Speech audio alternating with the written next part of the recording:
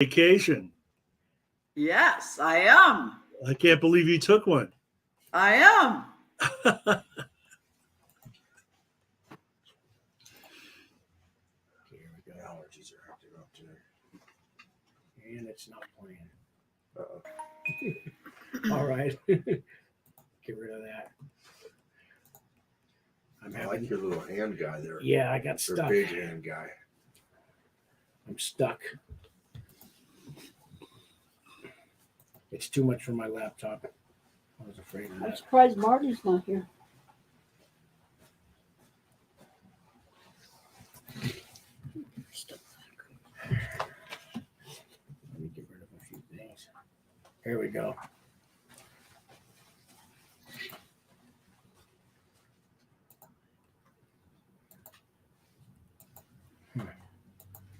I'm stuck.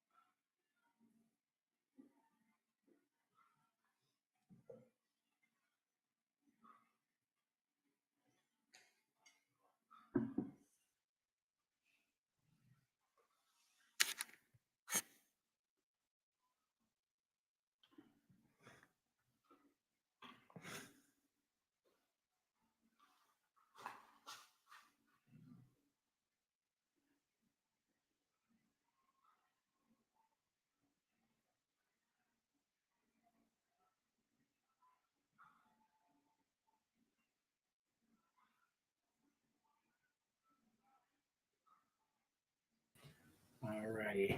Hi there, Ann. Can you hear us? I can. All right. Hi. Welcome, YouTube, Facebook, Twitter, all you guys out there. So we had a little technical difficulties in the beginning there. We are back on here. I have 3 guests from Best Chance. Now, that's an organization that helps people coming out of prison, help them with jobs and housing and clothing and things like that. I'll get to these guys in just a minute. Introduce our founder of Wings for Life, Ann Edenfield-Sweet. She's with us remotely, and she's going to give you a quick update on what happened this week at Wings for Life.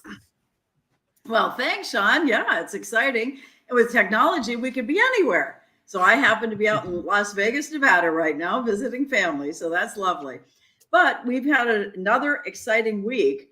On Monday night, we had Gangs Part 2. We had 3 former gang members talking about gang life. And what I always find so interesting when I talk to them is they always say there are only 2 choices. It doesn't matter how many yachts, airplanes, fancy cars, women, fancy life. There are 2 choices, but ultimately, if you join a gang, and it's death and incarceration. And I don't think those are the choices that anybody wants.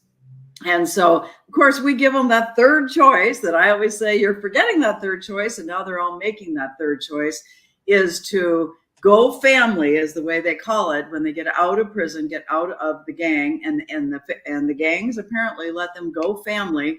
And that's what these guys are doing. And so we're calling them our Wings Power Team. And to be the power to get away from the gangs and empower for a new life. Now, this Monday night, we've got a very exciting guest.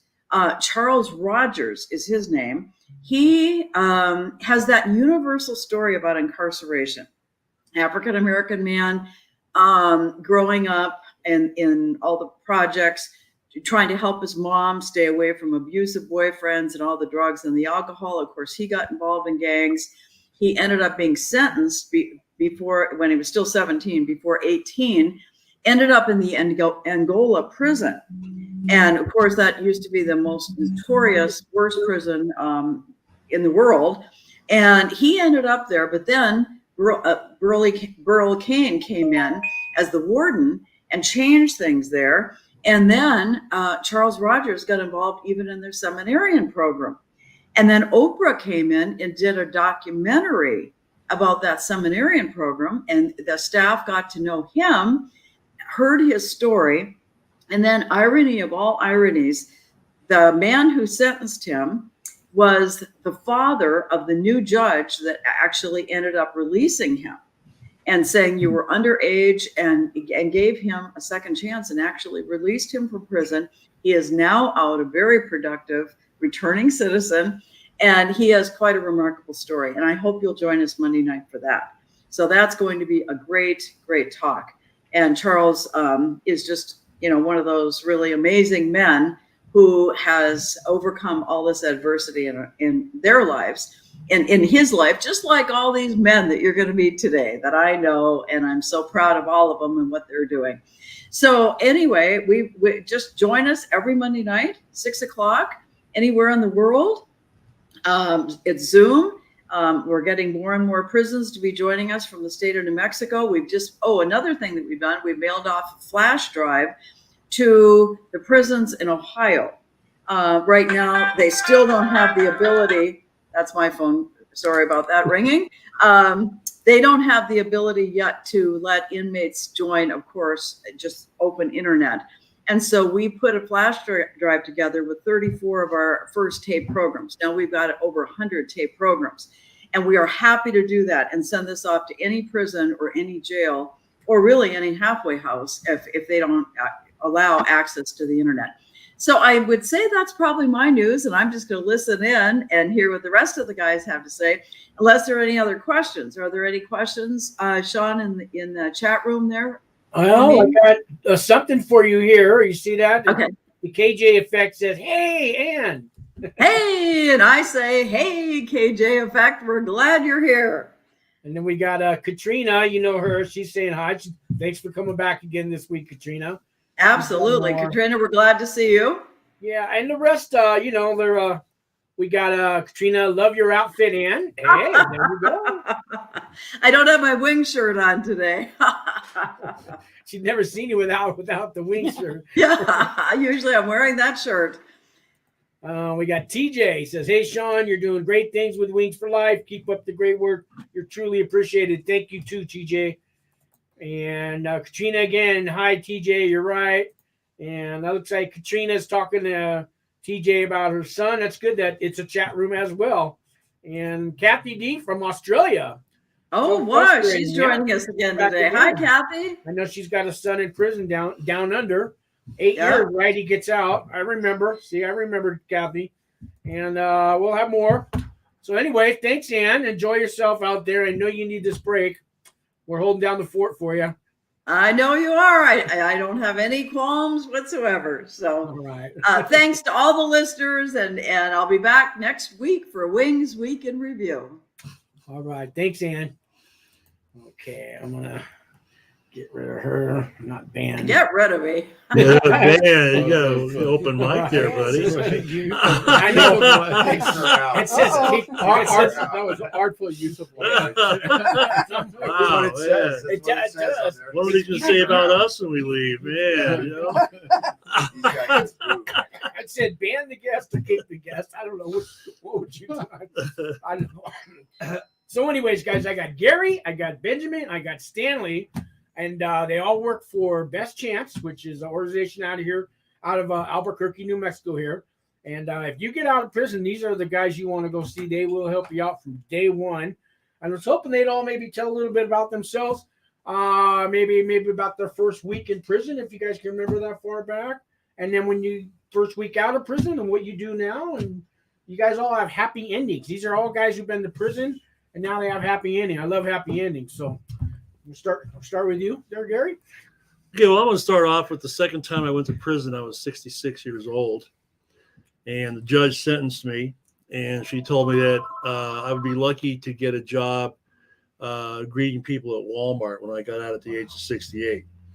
And I really got kind of, as I've always been self-employed all my life, and I was kind of upset about that, but I was also starting to doubt myself. So my first day in prison at the farm, I heard a knock on the door, and it was Project Echo asking me if I wanted to do Project Echo. I didn't even know what it was, but it was an organization that taught me how to facilitate groups and help men about, teach men about diseases in prison, Hep C, etc. I really liked what I was doing, and that helped me formulate a plan for when I got out of prison. So I got out in November of 2018, and I enrolled at CNM in Human Services. And then I got certificates as a peer support worker through the state of New Mexico, a certified community health worker. I've gotten certificates now as a QPR instructor in about suicides, and I'm a SOAR agent and various other things. And I just believe now that you don't die until you're dead. Life's not over. And and so I'm not even pissed off at that judge anymore, because I felt like she gave me this gauntlet, and I accepted it, and I love what I'm doing. And I had 3 jobs at one time, and I had never applied for any of them. And Stanley was gracious enough to give me a job there in January of 2019. And so that's my story, and that's why I'm here today. That's great. I mean, I was 52 when I went to prison. I thought I was old. I get there, there's guys in their 70s, and they're not. I mean, I'm a youngster. I'm like, what? I thought, the older people, and then You're still a kid. And yeah, see, and then to think you're gonna have a life when you get out of prison. See, I love that story. In your 60s, and you're still somebody I'm hired. 71 now. Yeah, you're more than a greeter at Walmart. You're greeting them. I greet people out of prison now. Yeah. That's a pretty mean thing for a judge to say. Yeah, that's all right. So how about you, Benjamin?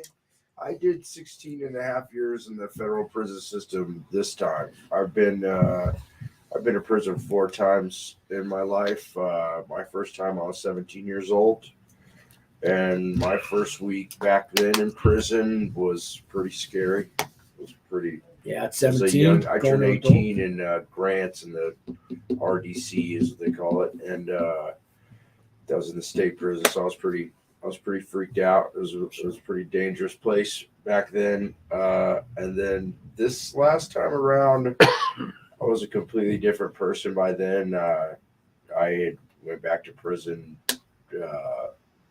after getting my life back together. I was married with a son and a house and everything, and they hit me with the old case. And the feds prosecuted me and took me to prison. And so I got out, and I actually, one of the first people I called was my peer support worker at Best Chance.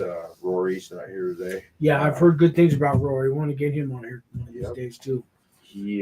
And actually I was, called about this job. They saw something in me that they liked and called me in for an interview, and really these guys mentored me,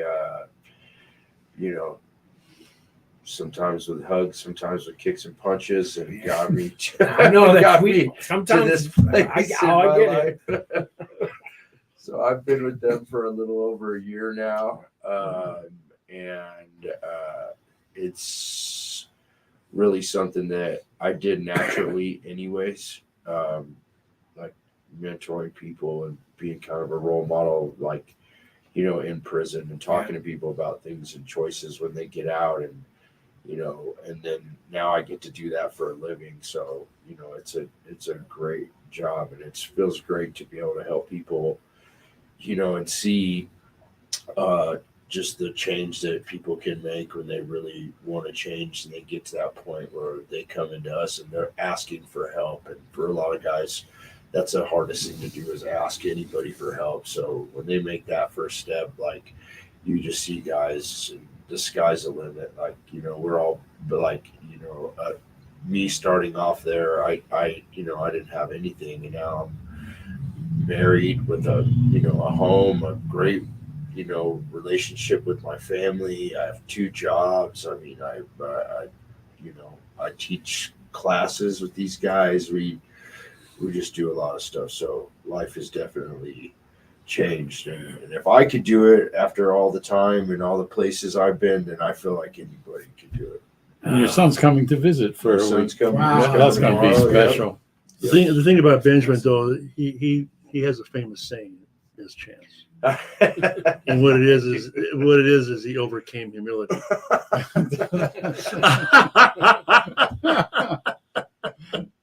You like that one. He does like that. He does like that when I said that. Yeah. Well, I know when I got out of prison, I just had the clothes on my back. I mean, I was so broke. I even brought my shampoo and soap from prison because I knew the halfway house. I didn't know if they'd have it, but I mean, I had no clothes and nothing, so I know the feeling. Yeah. So, like when somebody walks through this door and somebody walks through your door, do you guys see yourself? Oh yeah. Oh yeah. Oh yeah. It's amazing what it's amazing how grateful guys are just to get a t-shirt and some soap and things. Socks. Socks especially. Yeah, socks. It makes them are feel big. human. Yeah. And that's what Best New Chance stuff. does. It I think it gives people back their humanity in a quicker way than they would normally. I mean, Right. and what's great too is when we take guys to like the motor vehicle department and stuff to get their IDs, how helpful the people are behind the windows that are helping them. Yeah. I keep telling guys, learning how to ask for help is. In fact, I It's even not heard easy sometimes. I heard an interview on TV the other day, and I was at my computer and I had the TV on. And this actress was being interviewed. I forgot who it was, but she said, "My greatest strength is knowing how to ask for help." I think that's what we try to get guys to do is learn how to ask for help. Yeah, we don't always look coming out of prison too. I mean, you got that. You think no one wants to help you. Yeah. Oh yeah. You think that everybody's going to turn against you or go, oh man, you've been in prison. But this is not the way it is. None of those places really help. Yeah, I've heard about it. You hear all that, all the negativity, and you get out and there are some places that won't help you. Sure. I experienced that in Oakland, one of these places that help people out of prison. But since I came from the federal system, they weren't going to help me, and they basically just gave me a list of services, and that was that. We have great Yeah. word of mouth out about us. Like most of our clientele comes from guys that are telling other guys that are getting out about us. Like, hey, you need to go over there. Like, you need to get, you need help because it's very overwhelming and stressful getting out of prison. And for a lot of guys that don't have any support at all, we're the only support that they have.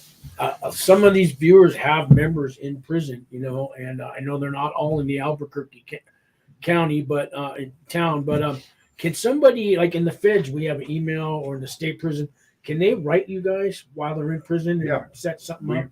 Or We write letters. We have people that that sadly that go back to prison that stay in touch with us, and so we write them, and we also write new people that are going to be getting out that hear about our program and that are wondering what we do or looking for certain kinds of assistance, and they're being proactive with their life because they're thinking about when they're getting out, like, what am I going to do? How am I going to do this? And so we get a lot of word of mouth about that. We respond to all letters from prison. We get a bunch of see, letters. I wrote a lot of letters, and you don't get many back when you're in prison. To get a letter from somebody like you it gives you hope while you're in prison. Oh, they wrote me back. Now I can make a plan. Maybe I can actually have a life when I get out. To get that letter back. That's huge, man. That's huge to get a letter in prison. We've found all the different things in the state about how we're finding more things keep happening where they won't accept certain kinds of letters. So we found how to get them to them. If they don't take a certain kind of paper or color or ink. Yeah, it's a big. Right. So colored ink is big. Colored ink. Yeah, so we know what to send to get. So when people from in there write us, and they. And a lot of our guys, they if something happens and they go back, they write us. We ask pointed questions about what we could do better to help them, and what could possibly have been something that was a barrier to them when they were out here to why they went back. Not, Yeah. a lot of things can happen to get you sent back to prison. Right. So, The ultimate thing, though, would be for us to be able to go into the prison. Yeah. Because, Oh, yeah. so many guys, when they get out of prison, Yeah. all they see is the guys coming back to prison going, well, probation and parole sent me back. It's really hard. It's impossible to do. So they never hear the success stories. All they hear is people coming back, and it scares the hell out of you. And I think when you come out of prison, that's the thing you're scared about the most is, how am I going to deal with parole? And so if you could hear more success stories while you're still in prison. Exactly. No, I you know, agree. yeah, we're not going back in there like, hey, we just came back for a visit. Yeah. It's like Right. the guys are coming back, are the guys. Yeah. and help people formulate plans Yeah. so when they get out of prison, they're ready to go. Yeah, one of my hopes is I could go back to Florence, Colorado, and go to that same prison I was at until the guy as a guest Uh-huh. and let them know, hey, when you get out, get a hold of me. I will help you personally. I sat right there in that chair where you were at. Right. It's Been funny there. you mentioned being a guest. We had a program participant come and he spoke with a British accent, and he's a U.S. citizen, but he did a crime and got busted in London. And he said, I was a guest of the Queen, but she didn't have me staying at Buckingham Palace. No, Well, he had dual citizenship. He did. Her He did. Majesty the And Queen. he did. That's There is right. that, But when you talk about that feeling of being overwhelmed when you're first released, I think that's why we started the organization. We had the sense that being incarcerated is bad enough. The fear and the number of things you have to have accomplished after 16 and a half years, or after 20 years, 30 years, 40 years, or 7 years, even 2 years. It's like a time traveler. The phone is different. The world's changed. You don't know what to expect. But someone said, to me, I thought over the years, the best compliment was, well, it doesn't really feel like a program. It feels like a bunch of old pintos trying to help you out, And it felt good because I see people come in, you can see the body language is still tense. It's like, what's this going to be? Are we going to get charged for this? Oh, you're going to charge. I do tell them if they want to use the bathroom, it's 25 cents, but they all smile. They know I'm not going to do that. leave a But stamp. yeah, but that's right. But it's funny. You see them come in, and usually within 5, 10, 15 minutes, everything it's just beginning to feel right. We work hard at creating the right vibe. There's some paperwork you do just so we could keep good records of who we helped and how many and what services everyone got. But in the training we do internally, we just say, welcome people home, ask them how long they were down, and it was like, and acknowledge that it's overwhelming. And after a while, you see that what we're doing. But you let them know they're amongst kind of family. It's been It's family. Well, it's always amazed that when we do the intake, when we finally get to a point where we let them know that we are also been in prison, Right. that's Well, when that they, makes a that's when they difference. relax. That makes Yeah. because I'm in recovery too, and the only person that could actually help me was another addict. You know what I Right. mean? All the psychiatrists and doctors in the world, you don't understand where I've been. So and And that's a common complaint. And I hear that a lot also. Book Like, learn. you- They taught I feel book like you learning. get Right. me. A lot of people say, like, I feel like you understand. Like, you understand. I'm like, well, no, I've sat right there in that chair. It's- I wanted to get to you, Stanley. You got Oh. a story too now. Did you were once, weren't you? Didn't you? Once I upon a time. I have more of it there, but the grace of God go I had anger management issues, and I remember early in my life something really inconsequential happened, but I was ready to kill a guy named Ronnie Rubin. I had a butcher knife this long in my hand, and I walked down a number of flights of stairs in Philadelphia, walking the streets, and the thought occurred to me: if Ronnie Rubin turns that corner, it's not going to end well for him. And the rage was so crazy, I didn't even know where he lived, but I'm walking the streets of Philadelphia with a knife. And then the next thought was, if Ronnie Rubin turns that corner, it's not going to end well for you either. And I sort of tucked the knife in and whatever. I had other issues, and you can imagine well, I was high, not in the 60s like everyone else. I was a little bit ahead of the loop in the 50s. You're a beatnik. I had older brothers. I was a musician and That's a in beatnik. a big city. So yeah, but I valued my brain and I thankfully I went to seek help and found a psychiatrist who was very helpful, and I'm grateful to this day that it just made me more comfortable in my own skin. But it was around more than 10 years now.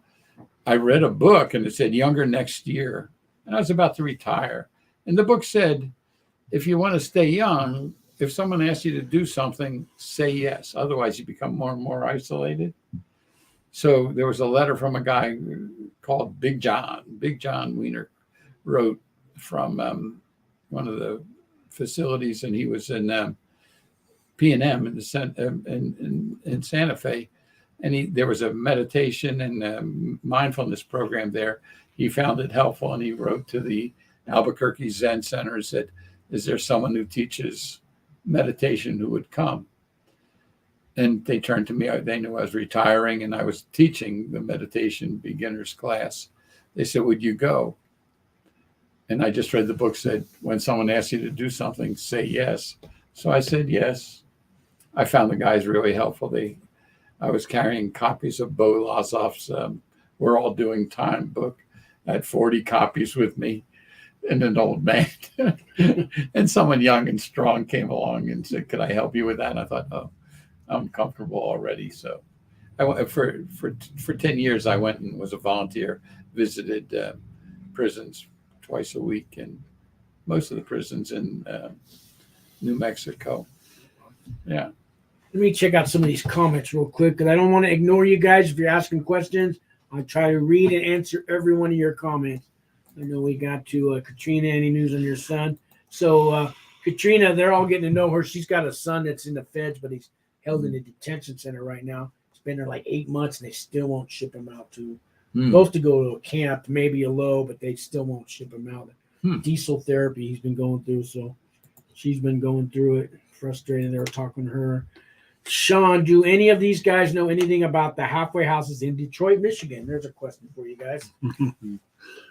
None. I don't know anything about a halfway house in Detroit, Michigan, but they're all the federal halfway houses are similar, because it's just like the prisons are similar, the halfway houses are similar, where you get a job and can get your life going again, and at a certain point you work yourself up to being able to get maybe some sort of visitation. With the COVID stuff, I don't know how it is in Detroit, but I understand this one's not given the, I used to get the 4-hour pass and the 8 hour. Yeah, they're not doing that. No, they're not doing that like they used to. No, I don't know if it's the COVID. They had went and started it for a while where they were giving you like passes to go to church and different things like that, and then it's a lot of the COVID is the excuse for what's happening. But you know what? Stanley and I had this conversation this morning, and I asked him about Detroit. No, about halfway I have houses. a Detroit story though. About halfway houses, because we have state halfway houses and we have the federal. Yeah. The state guys tend to cancel appointments a lot more than all the time. They tend to go, oh, I forgot what it is. And the federal guys, they always come to the appointments because they pretty much have to, because they got to make that appointment. They have to go. Yeah. And the state guys are always talking about all the drugs that are in their halfway house, about how it's like you're trying to recover, but all your roommates have drugs, or there's everywhere. You don't get that from federal guys talking about their drugs and they're having to deal with that. And I'm kind of wondering, and I know that the federal halfway house is not fair in lots of ways, and it is very strict.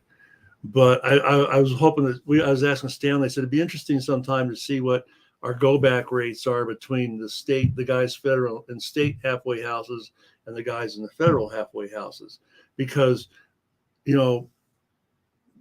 it's like even Benjamin always says, your parole officer is a resource, Yeah. and sometimes these strict halfway house might be a pain in the neck. It might not be fair. They're saving lives, but it's doable, sure. and maybe those guys have more of a chance to get going instead of guys that are exposed to drugs and stuff and all in the halfway houses where they're living, Yeah. So it'd be interesting sometimes to take a look at it, because I did my time in the San Francisco halfway house. It's Uh-huh. a 4-story building, holds about 300 people. Wow. The 4th floor was all state. The 3rd floor was female feds, and the 2nd floor was male feds.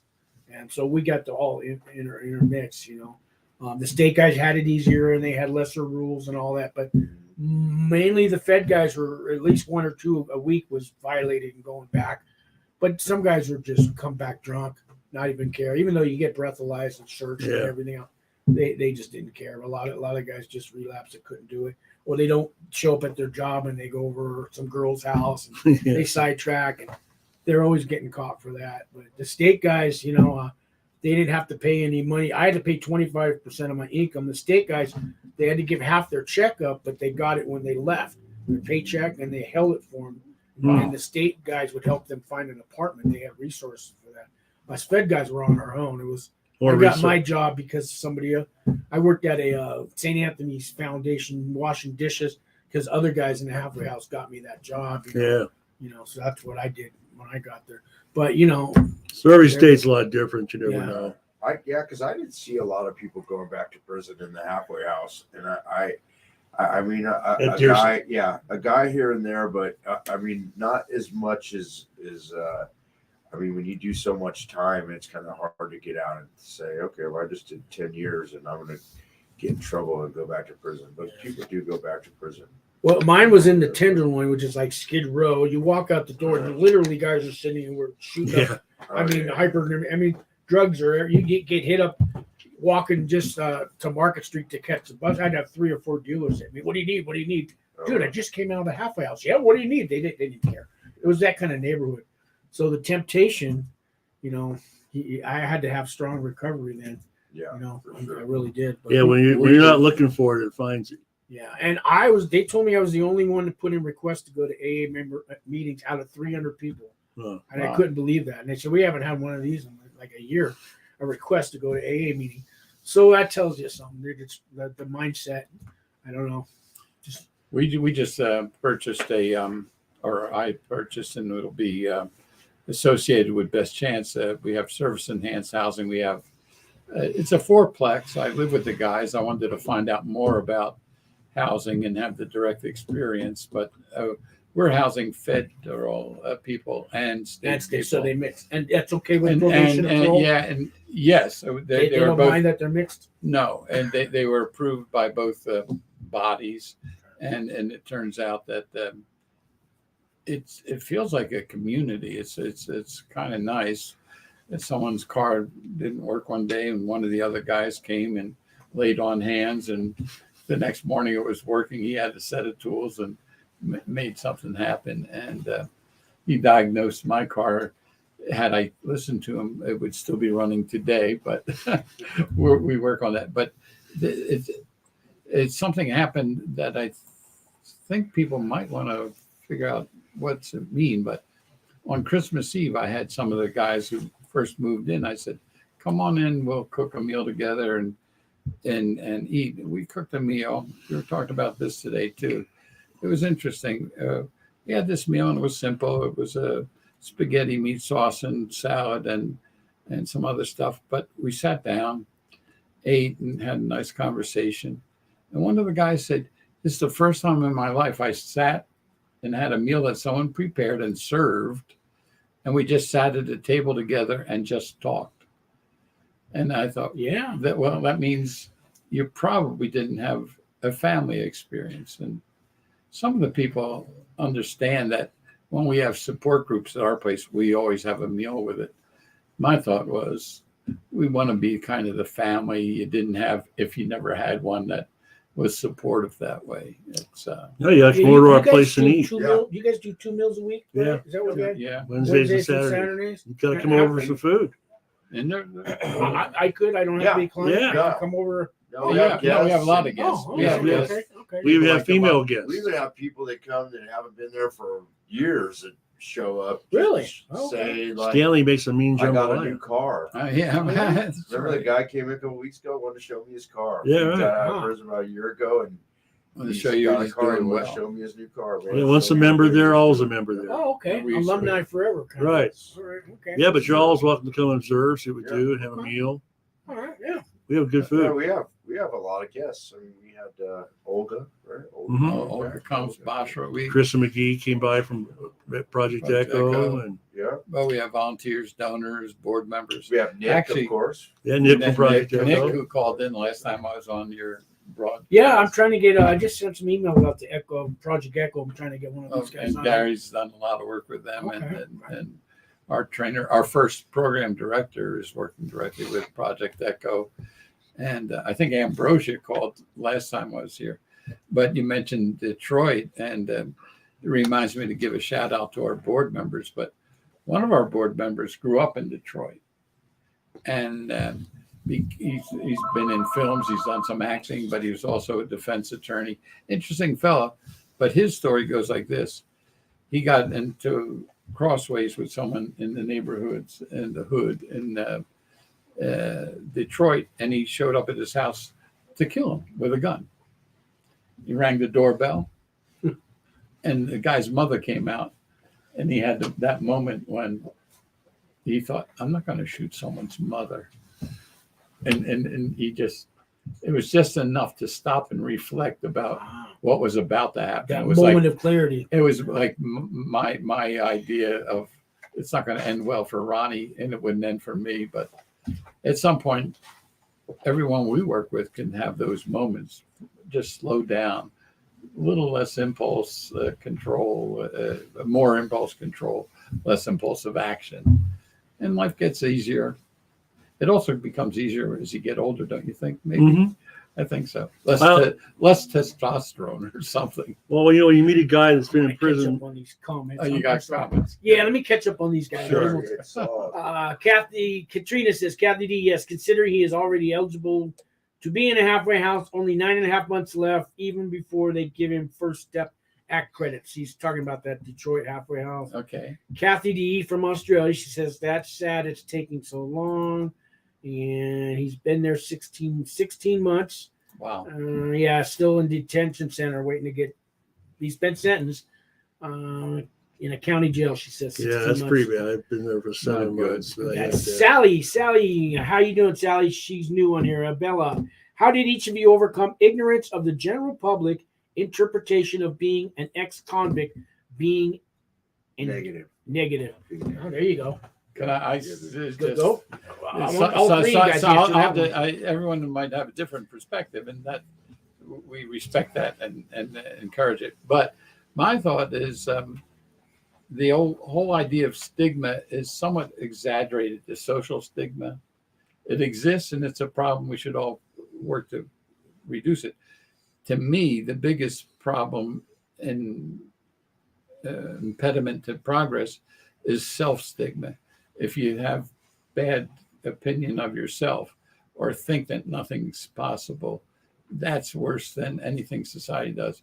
Right now, we see that anyone who shows up for work with Get a a job. positive everyone's getting Everybody's getting it. It's Everyone's the best time in the everyone's world getting to a get out job. of prison. Like, there's not a bad time to get out of prison, but this is a good time Yeah, because right. there's so much work out there. And right now, that stigma about you're being an ex-convict is not holding people back from getting jobs. No. I'll tell you that right now. And you know, I think there used to be more of a negative stigma about being an ex-convict than there is now. And there's more.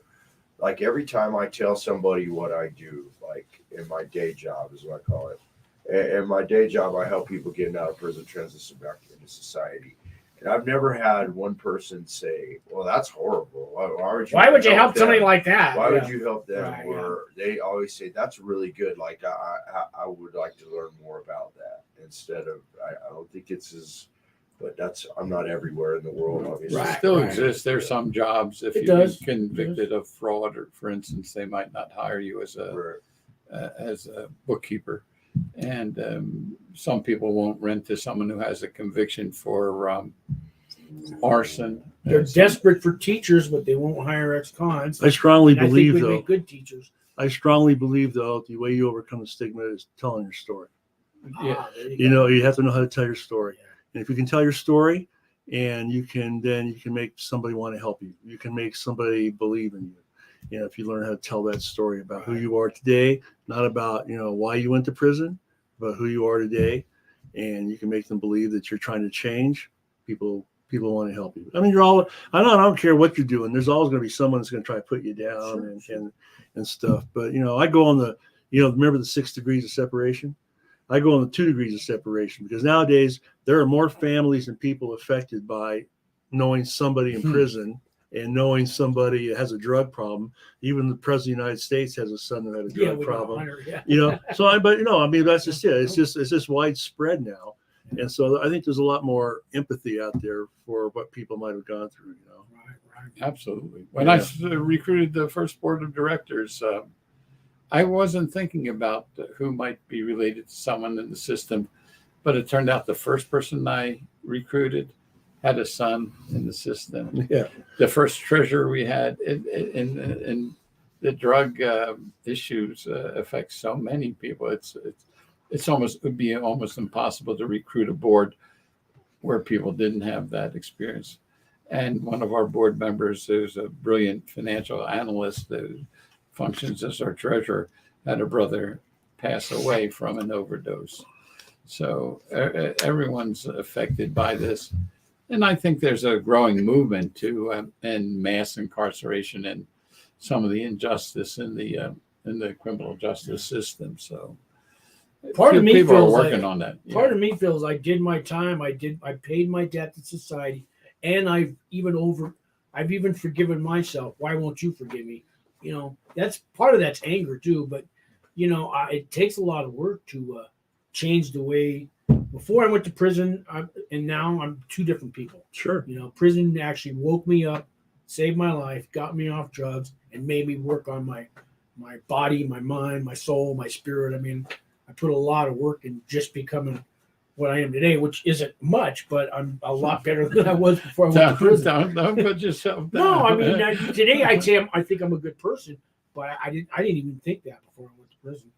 And people told me that too. And that's like what Stanley said, is self-stigma is what people need to overcome. Yeah. I don't even ever think about it, to tell you the truth, really, what people think of me for being in prison. I mean, I made a lot of decisions in my life, but here I am now, and I'm definitely a survivor. I've had more people. Okay, so the first test is when you go to a party, right? Yeah. So you go to a party, and what's the first thing someone's going to ask you usually? What do you do for a living? What do you do for a living? Well, or okay, so tell them your story about being in prison, and the next thing you know, you got a crowd. Yeah. It's amazing. I mean, because the story, your story. I always tell guys it's like an obituary, where your life's an apostrophe. It's you still have the ability to finish your story as the way you want it to finish. If you died today, what would your obituary say as opposed to how you would want it to be when you die in some time in the future? We did in prison. We did we all had to do a reenactment of our funeral in RDAP, and really lay down on the table like you write your own funeral script. People read what they think about you. Oh, wow. It was a whole exercise. But wow. You did that in an RDAP? We did that in RDAP. Yeah. Yeah. Wow. Yeah, we laid down on the table and everybody went around and wrote what we said to say about us, or after you're dead. It's a big deal. And I remember that. And that was a wake I up. would imagine. That was a wake up call. Yeah. Yeah. I read obituaries all the time. I do every Sunday. Really? I read all the Once you obituaries. guys start getting way up there in age, Well, Man. in New York, they do that so they can find an apartment that's open. Oh, yeah, there you go. I've heard about that. I look at the Is that a age. real thing? I look at the age when say someone so passed away. I think I'm old enough to die now. It's just like it keeps popping up. So But Katrina I'm says, feeling good. Sally, I tell people that we are all just one bad decision away from going to prison. Right. Yeah. Oh, yeah. yes. Don't Well, you a think? lot of people say that. Yeah. Well, don't you think the COVID taught people one thing? Is that they're all skating on the edge. Everybody- All it takes Yeah. is just one little thing to happen, and you can start sliding down a hill, and it's hard to get back up. Yeah. I think the COVID brought that realization to Yeah, people. a lot of people thought they people. were doing great in life. Everybody until that hit. paycheck. You Yeah. know? So they realized that they only had enough money saved up for the next 2 or 3 months, and what are you going to do after that? Katrina says, my son lied on U.S. Customs documents and avoided tariffs and taxes. Bad decision. Sally says, great advice. Thank you. Tell your story and trust and believe in who you are. Forgive yourself. Forgive yourself is Yeah. huge.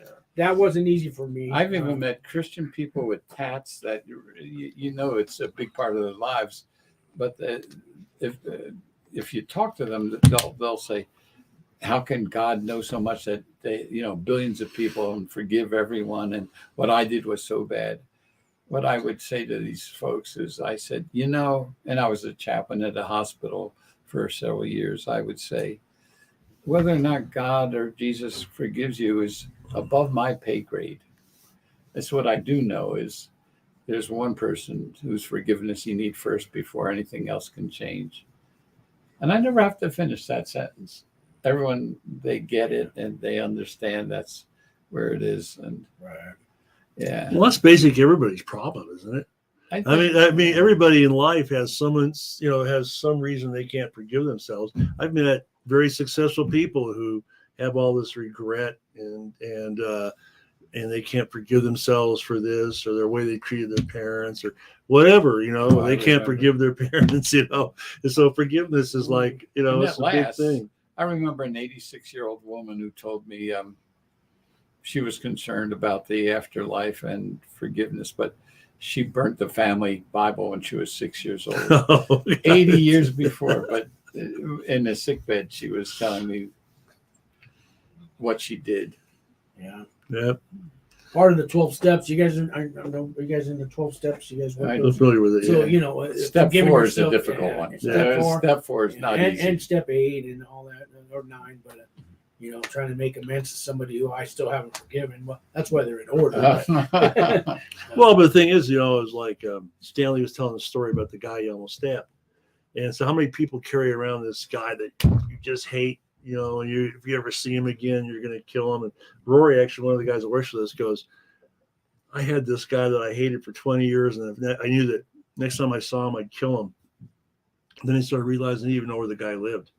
He couldn't remember the guy's name, but he hated this guy, for his forever. And it turns out Ronnie Rubin, should anyone hear this, know the name, but everyone loves the guy. He's one of the funniest people who ever lived on earth. He just did one thing that annoyed the hell out of me that one time. Yeah. And I was, mercurial. That's what sends a lot of guys out of control. Yeah.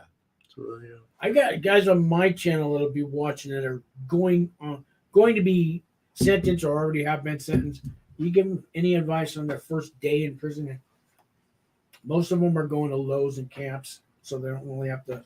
What is the question? Well, are you carrying? Where you're from? Beat the crap out of them? No, I'm just kidding. I tell you what I think is one thing to do is, you have to understand, you have to know what you mean by respect. Oh, yeah. So a lot of guys don't know what respect is. They don't understand the meaning of it. Everybody has these weird ideas of what respect is in prison.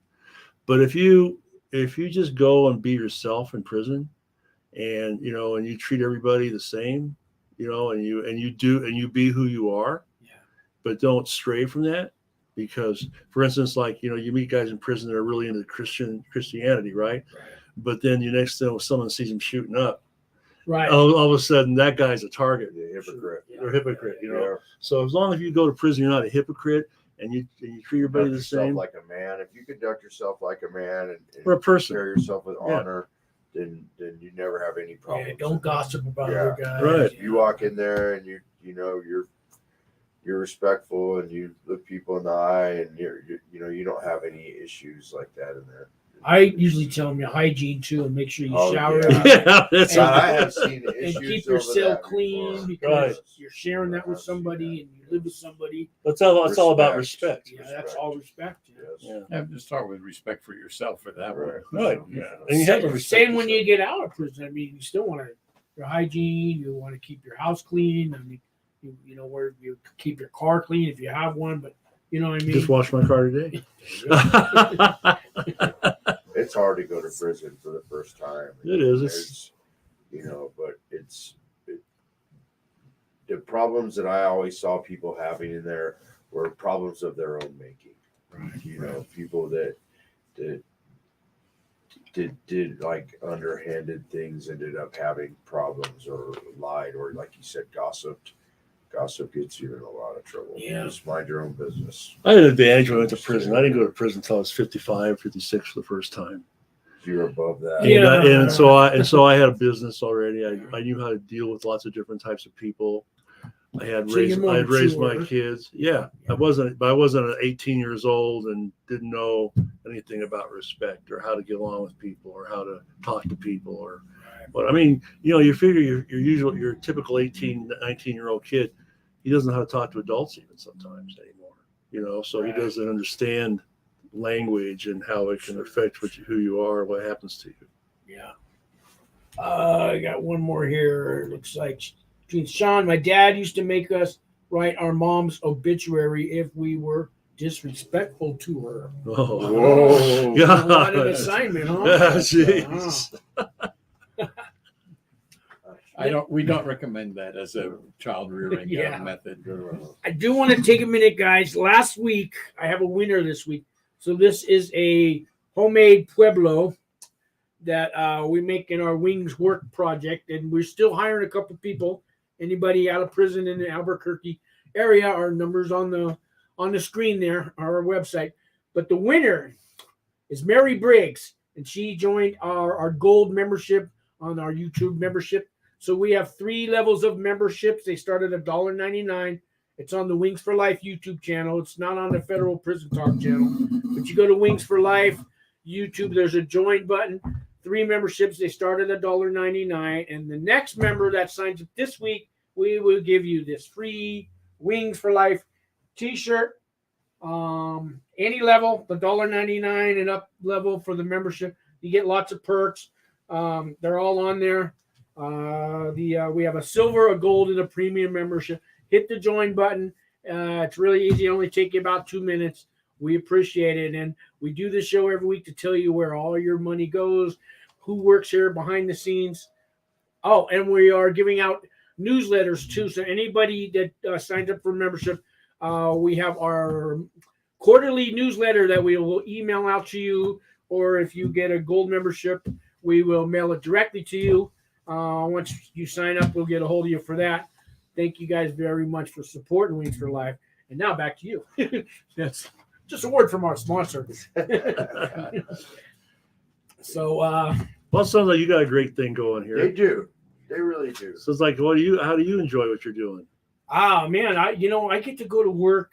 For one, I got the job because I went to prison. Yeah. That blows my mind. Right. But I got this job because I started a YouTube channel I told you about, trying to help the guys going through pretrial, answer their questions.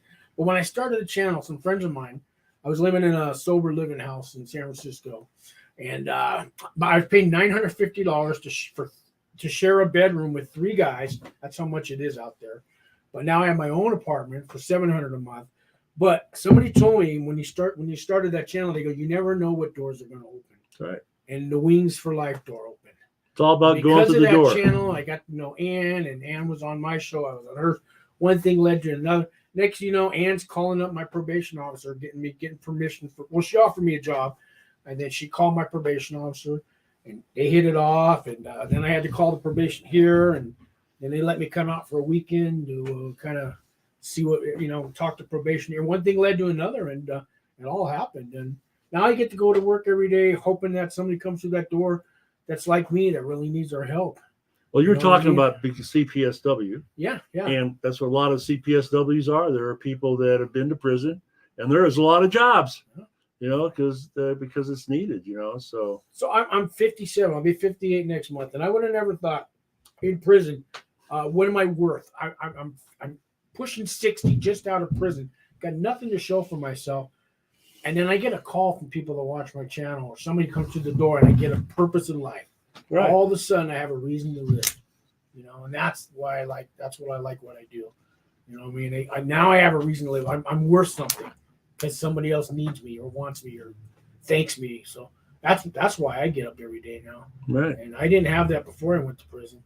It was all about who's got the biggest bag of dope I can get, or who can I hustle from, or it's never enough. Yeah, or how can I, I quitting this job, starting a new job. I couldn't hold down a job because it was getting in the way of my get high time. You know, Right. you know, It's all about one person at a time. Yeah, I right. love this saying that I heard. I don't even know where I first heard it, but it goes something along the lines of, if you donated as much to your recovery as you did to your addiction, imagine the possibilities. Like, you know how much time and money and effort you donated to being an addict or to being a criminal or whatever. If you focus that amount of energy on being a positive life, like, the possibilities are endless. Yeah. Yeah. Well, it's like that guy that came in, or remember the guy that was the car thief, Yeah. and he was in prison for stealing cars, and he's really good at it. But he said, God, if I had just been working all that time, I'd have a really nice car right now that I don't. Oh man, I thought that was pretty funny. It's funny. Some people fool themselves. They'll say, how I was making so much money and I can go to Vegas and blow 60,000 and it wouldn't mean anything, and all this and this. And then you say, take your top year and then take the 10-year sentence you did, divide it, and you were working for $1.29 an hour. The economics of it aren't what Doesn't make sense. They really don't make sense. Yeah. Although I could say this too, if you just turn things around a little bit, few changes, do the next right thing, or whatever phrase that people like. But I've seen someone leaves incarceration, zero kind of credit score, a history of violent behavior, 17 years of a drug addiction. And one of them, I performed a wedding for someone who married someone with a PhD in child psychology. They own a house. I just see that the one person we worked with was one of the first people who came to us, did 40 years straight. And you can imagine his attitude of the 22-year-old who did the bank robbery, the shootout, and the escape. I mean, you really have to work at doing 40 years straight. But within a year, he was married, had a house near Silver City and a car. And it's just like a marvelous life, because the 60-some-year-old that left wasn't the same as the 22-year-old gang member who did the crazy ass stuff, But it's possible. We've seen it over and over again. People come to us and they come by to show you the car that's paid for. Yeah, it's paid. They show you registration on it. They show you the house. They have the business that they started. And they actually have a driver's license. And look, insurance. I remember. Insurance for this car. Yeah. I remember with my name on it. Someone came, knocked on my door, and said that this is the first time I've driven legally in 12 years. It was like all sorts of stuff. I've met guys that never had a driver's license. I've had a lot of guys Oh, yeah, that that- had an identification card. That's true. Yeah, that's I've right. never even had any sort of formal. Question for you on there, Benjamin. Can you read that? It says, Benjamin, how did you reunite, make it up to your family when you got out? I have a 17-year-old son. He's going to be 18 next month. And when I went to prison, he was a baby. Ooh. And when I was in prison, I was able to see him for the first couple of years when I was in there, and then I got shipped out. And so I wasn't able to see him for over 10 years. And I didn't pressure him to see me. I just showed him that, that I was going to be here, that I'm going to be here. And, words, sometimes words are air. You could say is whatever you want to say, but your actions, will say everything. And so just seeing, that this is going to be a different phase of life for me than anything I had ever did. It showed him. And so when I finally was able to see him was around the end of last year, beginning of this year. I had him for a week, and I hadn't seen him for over 10 years. And, Wow. I had never even really been with him on the street. So he just saw, like, the man that I've become. And you saw the boy he became that you yeah, weren't really for part real. of He's that. a man now too. He's gonna graduate from high school, and with the rest of my family, it's the same thing. They just see like the changes and stuff in me and how different I am than how I was 20 years ago or whatever to now. Like that, because you got to re-earn trust with family. Maybe you never even had it. Sure. I'd say re-earn. You actually Earn it. you earn it Sure. because you may have never had it. Sure. But to get that takes time. It's not going to happen by It next does. Tuesday. You have to be patient. If you have children, I had a guy the other day that came in, and I just told him, like Gary said earlier, we tell our story all the time. So, and I just told him, I said, I can't tell you what you have to do, but I can tell you what I did, and hopefully by hearing what I did, it'll give you some idea. I said, if you've been in and out of prison your whole life and you've never been there, and you're trying to connect with your family, and they're thinking, well, it's the same old Bob or the same old Joe or the same old whoever, and you show them that it is different, and they'll see that, and that will make a huge difference, and it'll happen. I've seen it. I knew an extreme case where the fellow's mother had a lifetime restraining order, and it was painful. Lifetime restraining order. They actually have those. Yes. She had it. Yeah. And but somehow he drove by the neighborhood. Just he was staying away, but she saw him and welcomed him, and so it changed after he was out maybe 5 or 6 years. There's another one I remember where the fella wrote to his daughter and mentioned what he was doing and described how he's changed his life. And she wrote back, and it was a thoughtful letter. It said, don't think just by changing your life a little bit or telling me about it that we could just pick up as if there was never this long interruption. Right. And it turned out, I think within a year or two, she had some sort of fight with her mother and asked to move in with the guy.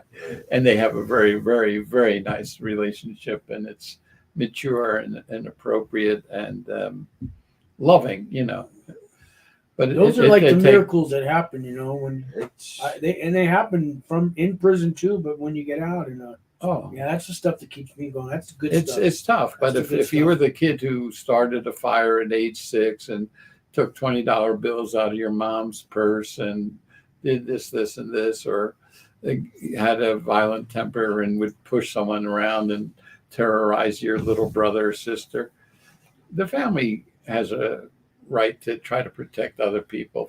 But over time, you're not that person. We change. I mean, if you saw a baby picture of you, Sean, you wouldn't recognize it. I once showed a woman friend of mine a picture, and I even had a goatee, and I thought it was attractive. She said, "Why are you showing me that? Who is it?" I said, "That's me at age 30." But she looked at it forever and couldn't figure out. It was just in the drawer. But we change. We're not the same. We're not permanent features. We're evolving. That's why when you say an apostrophe, there's the rest of the story.